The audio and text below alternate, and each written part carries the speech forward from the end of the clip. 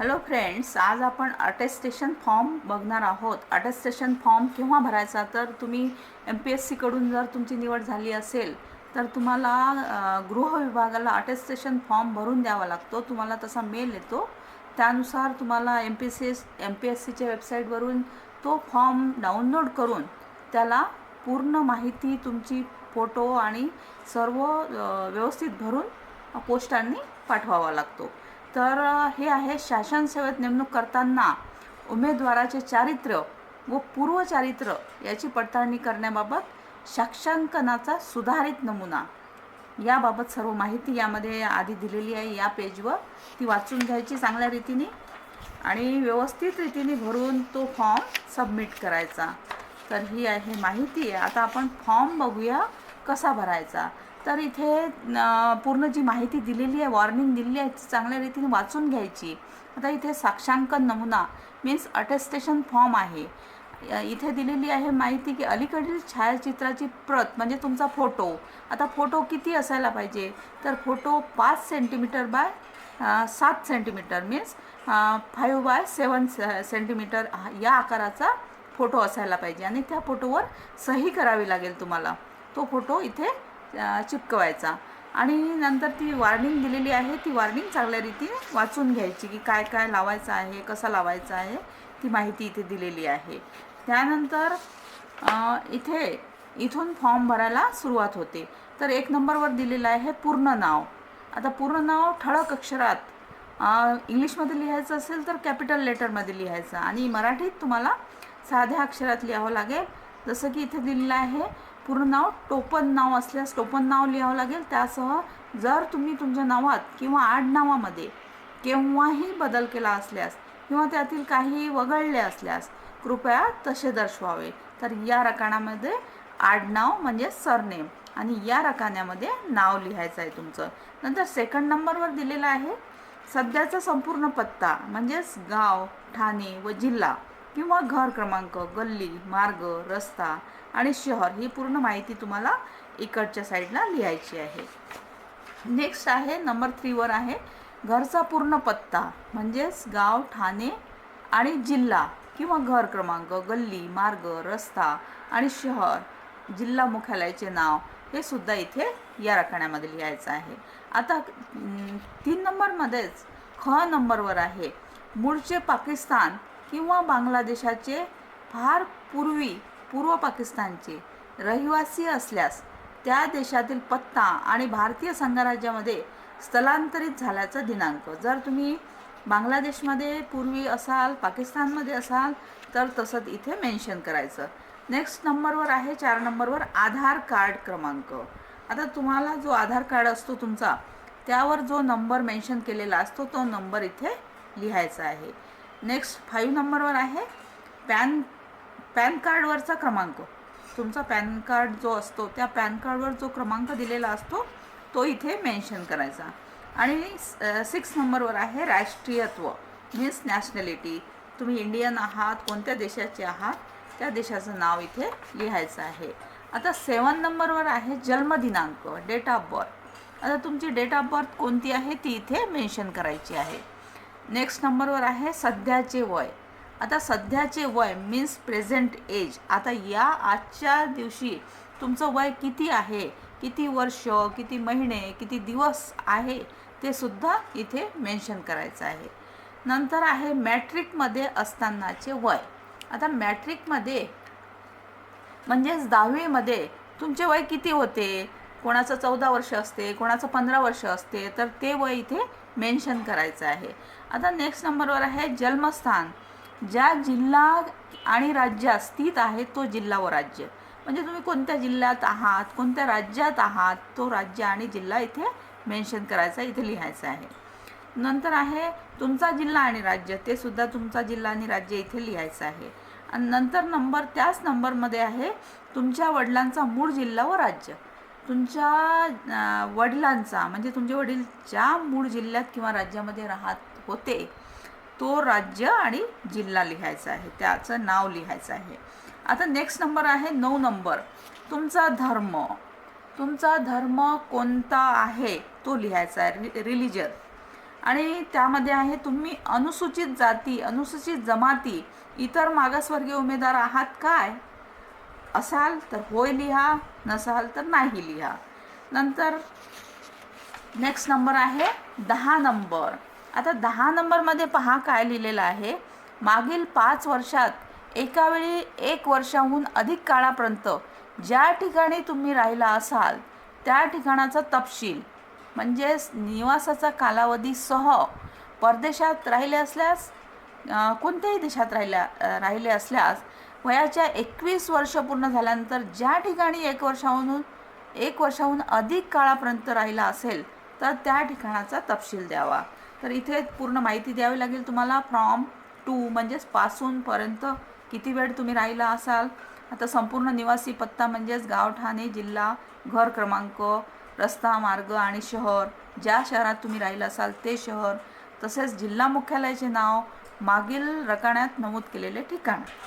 Next number आहे 11 number. आता 11 नंबरवर आहे वडील आणि आई यांचं पूर्ण नाव वगैरे द्यायचं आहे. जसे इथे नाव, पूर्ण नाव, टोपण नाव असल्यास, नंतर राष्ट्रीयत्व, जन्माने किंवा अधिवासाने म्हणजे नॅशनॅलिटी.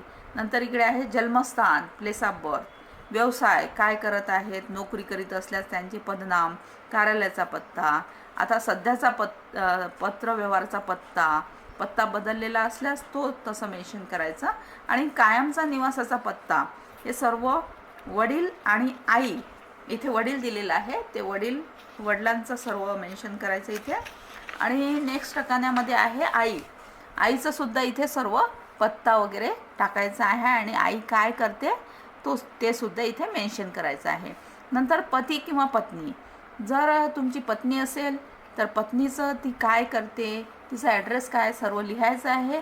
आणि पती असेल तर पतीचं लिहायचं आहे. नंतर 12 नंबरवर आहे मुलगा मुलगी, बाहेर देशात शिक्षणाकरिता अथवा राहण्यास गेले असल्यास त्याबद्दलची माहिती तशी असेल तर ती इथे मेन्शन करायची आहे. नाव, राष्ट्रीयत्व, जन्माने किंवा अधिवासाने, जन्मस्थान, आणि अध्ययनासाठी निवासासाठी ज्या देशात गेला आहे तेथील पूर्ण पत्ता, मागील स्तंभात उल्लेख केलेल्या परदेशात केव्हापासून शिक्षण घेत आहात, राहत आहात तो दिनांक, हे सर्व इथे मेन्शन करायचं आहे. नंतर आहे 13 नंबरवर शैक्षणिक अर्हता, वयाच्या 15व्या वर्षापासून शालेय आणि महाविद्यालयीन शिक्षणाचे वर्ष व ठिकाण यासह शैक्षणिक अर्हता दर्शवायची आहे. म्हणजे तुमची पूर्ण जे क्वालिफिकेशन कुठे घेतलेलं आहे, कोणत्या कॉलेजमध्ये घेतलेलं आहे, शाळा महाविद्यालयाचे नाव, पूर्ण पत्त्यासह, आणि प्रवेशाचा दिनांक म्हणजे 10वी नंतर जे काही तुमचं एज्युकेशन आहे ते सर्व इथे मेन्शन करायचं आहे. कॉलेजचं नाव, स्कूलचं नाव, प्रवेशाचा दिनांक, शाळा सोडल्याचा दिनांक, परीक्षा उत्तीर्ण झाल्याचे वर्ष, हे सर्व इथे मेन्शन करायचं आहे. नंतर 14 नंबरवर आहे तुम्ही केंद्र किंवा राज्य शासन किंवा निमशासकीय किंवा शासनमत नियम किंवा स्वायत्त संस्था, सार्वजनिक क्षेत्र उपक्रम किंवा खाजगी संस्था किंवा संस्था या अंतर्गत पद धारण केले आहे काय, किंवा कोणत्याही वेळी नियुक्ती करण्यात आली आहे काय, तसे असल्यास नियुक्तीच्या दिनांकासह संपूर्ण माहिती इथे द्यावी. जसे कालावधी मीन्स पासूनपर्यंत, तसेच धारण केलेले पद, नियुक्तीचे पूर्ण नाव व नियुक्त्याचे पूर्ण नाव व पत्ता, आणि नियुक्त्याचे पूर्ण नाव व पत्ता, इथं पूर्ण माहिती इथे भरायची आहे. आता 14ब मध्ये आहे, जर यापूर्वीची नोकरी भारत सरकार किंवा राज्य शासन यांच्या मालकीच्या किंवा नियंत्रणाखालील उपक्रम, स्वायत्त संस्था, विद्यापीठ, स्थानिक मंडळ या अंतर्गत असेल, जर तुम्ही केंद्रीय नागरी सेवा, तात्पुरती सेवा यांच्या नियम 1965च्या नियम 5 अन्वये 1 महिन्याची नोटीस देऊन नोकरी सोडली असेल तर तुमच्या विरुद्ध किंवा तशा तत्सम नियमान्वये कोणतीही शिस्तभंगाची कारवाई करण्यात आली असेल, किंवा तुम्ही सेवा समाप्तीची नोटीस दिली त्यावेळेस किंवा त्यानंतरच्या दिनांकास, किंवा तुमची सेवा प्रत्यक्षात समाप्त करण्यापूर्वी या बाबीविषयी तुमचे स्पष्टीकरण देण्यासाठी बोलावण्यात आले होते का, याबद्दल सर्व माहिती तुम्हाला इथे द्यायची आहे. त्यानंतर खालील रकान्यात होय किंवा नाही स्पष्ट नमूद करावे. हा महत्त्वाचा पार्ट आहे फ्रेंड्स. इथे तुम्ही बारकाईने लक्ष देऊन होय किंवा नाही असेच नमूद करावे. आता काही नमूद न केल्यास होय असे समजून नियुक्ती आदेश निर्गमित करण्यात येणार नाही, असं इथे इन्स्ट्रक्शन दिली आहे, ती पूर्णपणे फॉलो करा. आता 15.1 अ नंबरवर दिलेला आहे, तुम्हाला आतापर्यंत कधीही स्थानबद्ध ठेवले होते का? तर इथे होय असेल तर होय लिहा, नाही असेल तर नाही लिहा. आता ब नंबर मध्ये दिलेला आहे, तुम्हाला आतापर्यंत कधीही अटक करण्यात आली होती का? तर इथे होय असेल तर होय लिहा, नाही असेल तर नाही लिहा. क नंबरमध्ये दिलेला आहे, तुमच्या विरुद्ध खटला दाखल करण्यात आला आहे का? म्हणजे कोणत्याही न्यायालयात तुमच्या विरुद्ध फौजदारी खटल्याबाबत दोषारोपपत्र दाखल करण्यात आले होते का? तर इथे होय असेल तर होय लिहा, नाही असेल तर नाही लिहा. आता ड नंबरमध्ये दिलेला आहे, हा साक्षांकन नमुना भरतेवेळी कोणत्याही न्यायालयात आपल्या विरुद्ध फौजदारी खटला प्रकरण प्रलंबित आहे का, मीन्स पेंडिंग आहे का? तर होय असेल तर होय लिहा, नाही असेल तर नाही लिहा. आता नेक्स्ट आहे ई नंबरमध्ये, तुम्हाला न्यायालयाकडून कोणत्याही अपराधाबद्दल आतापर्यंत सिद्ध अपराधी ठरविण्यात आले आहे का? होय किंवा नाही स्पष्ट लिहा. आता फ नंबरवर दिलेला आहे, कोणत्याही शासन किंवा अन्य या अंतर्गत कोणतीही प्रशिक्षण संस्था यांनी कार्यमुक्त केले, काढले आहे का? होय किंवा नाही लिहा. ज नंबरमध्ये आहे, तुम्हाला कोणत्याही विद्यापीठ, कोणतेही इतर शैक्षणिक प्राधिकरण संस्था यांनी काढून टाकले आहे का? इथे सुद्धा होय किंवा नाही लिहा. आता नेक्स्ट नंबरवर आहे, तुम्हाला कोणत्याही लोकसेवा आयोग, कर्मचारी निवड आयोग यांनी त्यांच्या कोणत्याही परीक्षा निवडीसाठी कधीही प्रतिरोधित अनर्ह ठरविले आहे काय? तर इथे होय किंवा नाही लिहायचं आहे. आता इथे दिलेले आहे इन्स्ट्रक्शन, वर नमूद केलेल्या प्रश्नापैकी जर कोणत्याही एका प्रश्नाचे उत्तर होय असेल तर हा साक्षांकन नमुना भरतेवेळी सदर खटला अटक, स्थानबद्धता, दंड, दोषसिद्धी, शिक्षादेश, शिक्षा इत्यादी किंवा न्यायालय, विद्यापीठ, शैक्षणिक प्राधिकरण इत्यादी ठिकाणी प्रलंबित असलेल्या प्रकरणाचे स्वरूप, त्यांचा संपूर्ण तपशील द्यावा. जर तुमचं उत्तर होय असेल तर संपूर्ण तपशील तुम्हाला देणे आवश्यक आहे. आता नेक्स्ट आहे इथे नोट्स दिलेली आहे टिप म्हणून. तसेच एक साक्षांकन नमुन्याच्या सुरुवातीला असलेला इशारा मीन्स वॉर्निंग देखील कृपया पाहावा. आणि 2 नंबरमध्ये दिलेला आहे, प्रत्येक प्रश्नाचे विनिर्दिष्ट उत्तर यथास्थिती होय नाही मध्ये देण्यात यावे. आता 16 नंबरमध्ये दिलेला आहे, तुमचा निवास भागातील 2 जबाबदार व्यक्तींची नावे किंवा तुम्हाला ओळखणाऱ्या 2 संदर्भी व्यक्तीची नावे द्यावी. आता तुमच्या गावात 2 असे प्रतिष्ठित व्यक्ती असतील की जे तुम्हाला ओळखत असतील, त्यांची 2 नावे इथे मेन्शन करावी. नेक्स्ट पाहूया आपण. नेक्स्टमध्ये आहे शपथपत्र. आता इथे लास्टमध्ये आहे शपथपत्र. मी असे प्रमाणित करते की माझी पूर्वगामी दिलेली माहिती ही अचूक आणि माझ्या संपूर्ण माहितीप्रमाणे व विश्वासाप्रमाणे खरी आहे. मी पूर्णपणे जाणीवपूर्वक सांगते की हा नमुना भरताना खोटी माहिती पुरविली किंवा महत्त्वाची माहिती दडवून ठेवली तर या प्राधिकरणाला माझे नियुक्तीपत्र रद्द करण्याचा पूर्ण अधिकार आहे आणि त्याचा परिणाम म्हणून मी देखील फौजदारी नागरी वैध कारवाईस पात्र आहे. आता शासनाअंतर्गत नियुक्ती होण्यासाठी माझ्या पात्रतेला हानी पोहोचेल अशा परिस्थितीची मला जाणीव आहे. आता इथे उमेदवाराची म्हणजेच कॅन्डिडेटची सही करावी आणि दिनांक आणि ठिकाण लिहावे. तर फ्रेंड्स, हा होता अटेस्टेशन फॉर्म. तुमची नियुक्ती झाल्यानंतर नियुक्तीच्या वेळी तुम्हाला हा अटेस्टेशन फॉर्म भरून द्यावा लागतो.